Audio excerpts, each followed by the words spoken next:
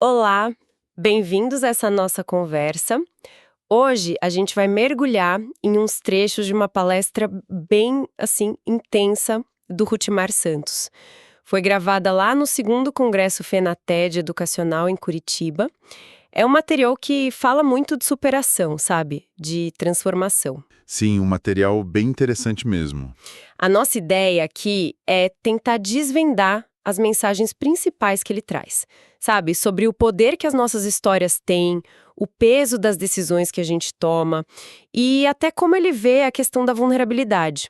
A gente quer buscar aqueles insights que, sei lá, podem fazer sentido para qualquer um, né? Não importa aonde a pessoa esteja na sua jornada. Exato. Ver o que a gente pode tirar de prático disso tudo. E o Rutimar, ele não tem medo de mostrar a trajetória dele, que foi cheia de reviravoltas, né? E que acaba levando a esse retorno aos palcos depois de um tempo parado. E ele faz isso assim com umas afirmações bem fortes sobre o impacto do trabalho dele. Vamos dar uma olhada nisso juntos? Vamos sim. Parece bem rico o material. Para a gente começar, acho que vale entender o contexto que ele mesmo dá, né? Ele conta que passou mais de 20 anos dando palestras, viajou o Brasil todo, foi para o exterior, sempre falando de temas como recomeçar a estudar, ganhar dinheiro, reconstruir famílias, essas coisas. Aham. E ele menciona uma rotina que soa quase irreal. Chegou a fazer 90 palestras em 30 dias. É impressionante só de ouvir, né? Nossa, 90 em 30 é uma intensidade absurda. Isso já diz muito sobre a motivação dele, né? Sim. E ele mesmo explica isso, né? Ele diz que sentiu o retorno vindo do público, das pessoas que eram transformadas. Tipo, a transformação delas alimentava o esforço dele. É um ciclo interessante, né? Esse feedback constante. Totalmente. Mas aí veio a pandemia, que mudou tudo pra muita gente, né? Sim, um marco. Ele conta que decidiu parar com as palestras, ficou em casa e direcionou a energia para uma empresa de marketing digital que ele já tinha, parece que desde 2013, mas que ganhou um foco diferente ali. Entendi. E ele admite, com uma sinceridade até, que gostou da conveniência disso. Falou algo como: é mais fácil ganhar dinheiro aqui do que eu ter que viajar, é melhor eu ganhar dinheiro aqui. É direto, né? Bem direto. E isso toca num ponto que muita gente viveu, acho, especialmente depois da pandemia. Essa tensão entre, sei lá, comodidade, talvez até um ganho financeiro maior com o digital e uma necessidade mais profunda, talvez. Algo ligado a um propósito diferente. Exato. Ele descreve bem isso, essa sensação de que o topo não é o suficiente, o dinheiro não é o suficiente. Mesmo ajudando gente pelo marketing, ele diz que sentiu falta de ajudar pessoas de verdade, do jeito que ele fazia nos palcos. Isso faz a gente pensar, né, sobre as diferentes formas de gerar impacto e como cada um mede o próprio valor. Nossa, total. E aí, essa palestra específica em Curitiba ganha um peso simbólico gigante, né?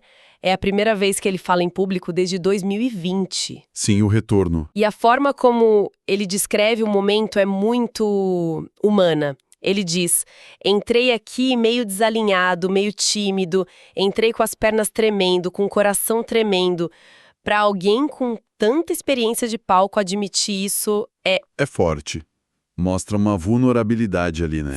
sim, mas ele também fala da felicidade de estar de volta e justo em Curitiba, onde ele começou lá em 1999, ele vê aquele dia 31 de agosto como um novo começo, um marco zero mesmo. E essa vulnerabilidade que ele mostra logo de cara, talvez seja até uma estratégia, consciente ou não, já introduz um dos temas dele, que é a força da história pessoal, com as dificuldades e tudo. Bem pensado. Ao mostrar o nervosismo, ele cria uma conexão humana imediata com a plateia, sabe? Antes mesmo de entrar no conteúdo. É como se dissesse: olha, eu sou um de vocês, também tenho minhas lutas. Perfeito. E isso já emenda num dos pilares da fala dele, o poder que a nossa própria história tem de transformar. Ele é bem enfático: você está fazendo história, você está construindo a sua história. Aham. E ele não foge de usar a própria vida como exemplo. Menciona umas coisas bem pesadas, como a infância com a mãe, tendo que fugir do pai alcoólatra, chegando a dormir no cemitério com ele e a irmã. São imagens fortes que ele não evita. É. E a ideia central dele aqui é bem interessante.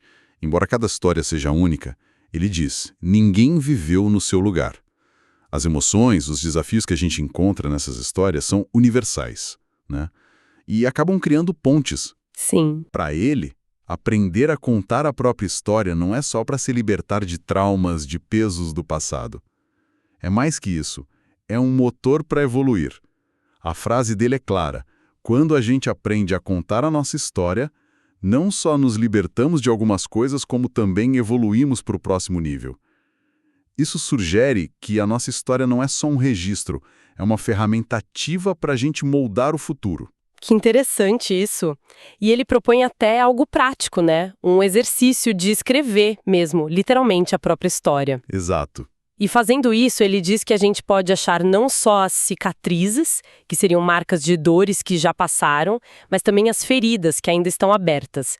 A diferença que ele faz é curiosa. Quando traz a tristeza, quando traz o remorso, é porque ali tem uma ferida e não uma cicatriz. É quase um método de autoanálise pela escrita, né? Sim, total. Esse processo de olhar para trás e recontar permite fazer um mapa interno, né? Identificar forças, fraquezas e, talvez o mais importante, os desalinhamentos entre a vida que a gente leva e a que a gente sonha. Faz sentido. E ele conecta isso de um jeito bem prático com o sucesso nos negócios. Cita o Luciano Hang, a Luísa Trajano. A análise dele é que o valor dessas pessoas vai além do produto ou da loja. Você percebe que todo grande empresário, o valor dele não está no produto. É na história que ele conta. É a narrativa de origem, a jornada que cria conexão, que agrega valor. Nossa, verdade. Ele até cita Jesus como o maior contador de história, colocando a narrativa num lugar quase fundamental, arquetípico. E aí ele traz uma ideia que desafia um pouco o que a gente vê por aí, especialmente em rede social, né? Que é tudo focado no sucesso. Sim, qual? Ele diz que compartilhar as vulnerabilidades, os fracassos, pode criar conexões mais fortes, mais reais, do que só mostrar as vitórias. A lógica dele é simples. As pessoas se conectam mais com nossos fracassos do que com nossos sucessos. Porque quem nunca viveu um fracasso? O sucesso inspira, claro, mas o fracasso é onde todo mundo se encontra, né? É, um ponto interessante mesmo, um contraponto direto a essa cultura da performance, da imagem perfeita. Sugere que ser autêntico, mesmo mostrando fragilidade, pode conectar mais. Sim. Mas é importante notar, ele faz uma ressalva contra o vitimismo. Ele alerta: a gente não pode ser vitimista. É coitadinho, não funciona. Você tem que ter uma mente acima, poderosa. Ou seja, a vulnerabilidade tem que vir de um lugar de força, de aprendizado, não de autopiedade que paralisa. É um equilíbrio delicado, né? Esse equilíbrio me parece ser a chave de muita coisa que ele fala. E falando em chave, isso leva a gente para outro ponto central da palestra, a decisão. A decisão, sim. Ele vai até na origem da palavra, do latim decidere, que quer dizer cortar, separar. É uma imagem forte, né? Decidir é romper com alguma coisa, uma situação, um hábito, sei lá. Para ele, a decisão é a chave que destrava a vida que sonhamos. Uma chave. Gostei disso. E a frase de impacto que ele usa é na hora da decisão que traçamos o nosso destino. Ele coloca a decisão como o leme da vida. É uma visão de responsabilidade pessoal muito acentuada. Totalmente. Remete àquela ideia de que a gente é a soma das nossas escolhas, né? Ele fala de uma linha tênue entre duas vidas, a que temos e a que sonhamos, e que uma única decisão pode ser o que separa uma da outra. Exato. E a ênfase na autorresponsabilidade é grande. Não terceirizar as próprias decisões. Ele diz que pedir conselho é ok, mas entregar a decisão final para outra pessoa é quase um caminho certo para a frustração. É uma defesa forte da autonomia, né? Muito forte. E, de novo, ele usa a própria vida para ilustrar. Conta de um momento de virada radical, depois de usar o que ele chama de a última pedra de crack. Ele teve clareza ali e decidiu mudar tudo, decidiu ajudar outras pessoas. Essa decisão levou ele, por exemplo, a trabalhar como capelão em presídios. É um exemplo extremo do poder de um corte decisivo. Nossa, um exemplo realmente impactante. Mostra o peso que uma decisão pode ter. E para mostrar como tomar decisões melhores, ele usa aquele enigma clássico, o das duas portas. Ah, sim, conheço. O do prisioneiro, dos guardas. Esse mesmo, um prisioneiro, duas portas, uma para a liberdade, outra para a condenação. Dois guardas, um sempre mente, o outro sempre diz a verdade. O prisioneiro não sabe quem é quem, nem qual porta é qual, e só pode fazer uma pergunta para um dos guardas. É um quebra-cabeça que te força a pensar diferente. E o ponto que o Hutmar tira daí não é nem a resposta do enigma em si, né? Mas a importância da pergunta que se faz. Ele fala, às vezes o que você procura não está na resposta que você quer, está na pergunta que faz. Exatamente. Ele até limita os tipos de pergunta a 6 básicas: o que, quando, por quê, onde, quem, como. E diz que pergunta errada, tipo, por que isso acontece comigo, geralmente leva a resposta que não ajuda, que até reforça o problema. A qualidade da pergunta define a qualidade da resposta e, no fim, da decisão. Faz todo sentido. E a solução do enigma, só para não deixar no ar, Ah, sim. Qual é mesmo? é perguntar para qualquer um dos guardas qual porta o outro guarda apontaria como sendo a porta correta da liberdade. Ah, boa. Porque aí, não importa se perguntou para o verdadeiro ou para o mentiroso, os dois vão apontar para a porta errada, a da condenação. O verdadeiro vai dizer a mentira do outro, apontando errada, e o mentiroso vai mentir sobre a verdade do outro, apontando errada também. Genial a lógica. Aí o prisioneiro só precisa escolher a porta oposta que foi indicada. É um ótimo exercício de lógica, mas a metáfora é poderosa. Mesmo num cenário confuso, com informação duvidosa, a pergunta certa pode ser a chave. Não é ter todas as respostas, mas saber como buscar informação crucial. É pensamento crítico na veia aplicado à decisão. Exato. Seguindo aqui, o Hutmar também promove o livro dele, O Palestrante Memorável. E é nesse ponto que ele faz uma das afirmações mais ousadas da palestra. Opa, qual foi? Com um clássico da área, o Como Falar em Público e Influenciar Pessoas, do Dale Carnegie. Nossa, comparação de peso. E ele diz, sem rodeios, que o dele é tão bom quanto ou talvez superior. Uau, forte. E qual a justificativa? Ele diz que é mais simples, mais prático, mais atualizado para hoje, para o digital, para IA, e que condensa os 20 anos de experiência dele para gerar resultado rápido.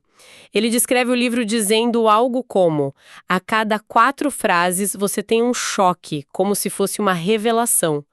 É uma autoconfiança impressionante. Olha, isso é uma declaração de posicionamento muito forte. Do ponto de vista de marketing pessoal, é uma estratégia para chamar atenção mesmo, para se afirmar num campo que tem muita gente boa. Sim. Analisando só a estratégia, é eficaz para se diferenciar e criar uma expectativa alta. E essa confiança toda parece vir de uma crença profunda na própria capacidade de gerar mudança nas pessoas. Totalmente. Ele até fala isso mais diretamente em outro momento. Eu sei como tirar uma pessoa de um lugar, movimentar ela para outro. Parece que é um dom que eu tenho. Ele se vê como um facilitador de potencial, sabe? Aplicando isso em várias áreas, até para ajudar a gente a ganhar dinheiro com suas histórias. Essa percepção de ter um dom para transformação é central para ele. E é interessante como essa autoavaliação se conecta com o que ele falou antes, né? A confiança para fazer uma afirmação dessas pode vir justamente da crença na força da própria história de superação e na eficácia do método dele, baseado em decisão e pergunta certa. Ele parece viver o que prega, o que dá coerência para a mensagem, mesmo que a afirmação seja bem intensa. É verdade, e ele não fica só na afirmação, né? Ele tenta provar isso ao vivo, na hora. Como assim? Ele lança um desafio público ali na palestra, chama um participante da plateia, um rapaz chamado Ricardo, que se apresenta como motorista de aplicativo, sem formação acadêmica. Certo. E o Hutmar se compromete ali na frente de todo mundo a ajudar o Ricardo a ter um livro publicado e vendido na internet, usando a história de vida do próprio Ricardo, e dá um prazo super curto, 2 semanas. Caramba, 2 semanas. Isso é o que a gente chama de botar a própria pele em jogo. É um risco enorme. Total. Mas também pode ser uma recompensa enorme se der certo. Transforma a palestra de algo só inspirador para um experimento prático, com o resultado prometido para alguém dali. É uma demonstração de confiança gigantesca nos métodos dele. A frase dele, "eu vou mostrar para vocês que eu sei fazer", Resume tudo. Essa aí é a teoria para ação concreta que todo mundo pode ver. Ele até faz questão de dizer que seria fácil fazer isso com alguém já mais estabelecido, tipo um professor que estava lá, mas que o teste de verdade era com alguém como o Ricardo, que talvez nem se visse como autor. Entendi. Para reforçar a ideia de que toda história tem valor, né? E que ele tem a chave para destravar isso. Exatamente. E esse desafio acaba amarrando tudo o que ele falou. A história pessoal do Ricardo, como base, a decisão dos dois, Hutmar de propor, Ricardo de aceitar, e a ação concreta para cumprir a promessa. É a síntese prática da filosofia dele. Então, se a gente junta as peças dessa palestra do Hutmar Santos, o que fica mais forte? Para mim, primeiro, essa coisa da narrativa pessoal como ferramenta para se conhecer, para curar, para conectar. A ideia de que contar nossa história, com tudo, fortalece e impulsiona. Com certeza. E depois, a importância central da decisão, entendida como esse ato de cortar mesmo, né? Cortar o que nos serve mais, assumir as rédeas do destino, e não só decidir, mas aprender a fazer as perguntas certas para tomar essas decisões importantes. A qualidade da pergunta definindo a qualidade da vida. Isso. E, claro, essa autoconfiança toda e a disposição para agir. O jeito como ele se coloca e o desafio que ele lança ao vivo mostram uma fé inabalável na própria capacidade de ajudar na mudança. Quase como uma missão mesmo. Sim. E um pensamento que fica martelando aqui, conectando essa ideia da decisão como corte, com aquela imagem que o próprio Hutmar usou da filha prematura. A necessidade de cortar o cordão umbilical para ela respirar sozinha. Nossa, é verdade. Talvez a reflexão final para quem está ouvindo seja essa. Qual o cordão umbilical simbólico na nossa vida precisa ser cortado agora? Pode ser uma crença que limita, uma zona de conforto que virou prisão, uma história antiga sobre nós mesmos que já não serve mais. Faz pensar. A palestra dele sugere que esse corte, essa decisão libertadora, está ao nosso alcance, muitas vezes só esperando a coragem de fazer a pergunta certa e agir. O que precisa ser cortado para a gente poder respirar um ar novo, para alcançar um novo nível de vida? Fica aí a pergunta.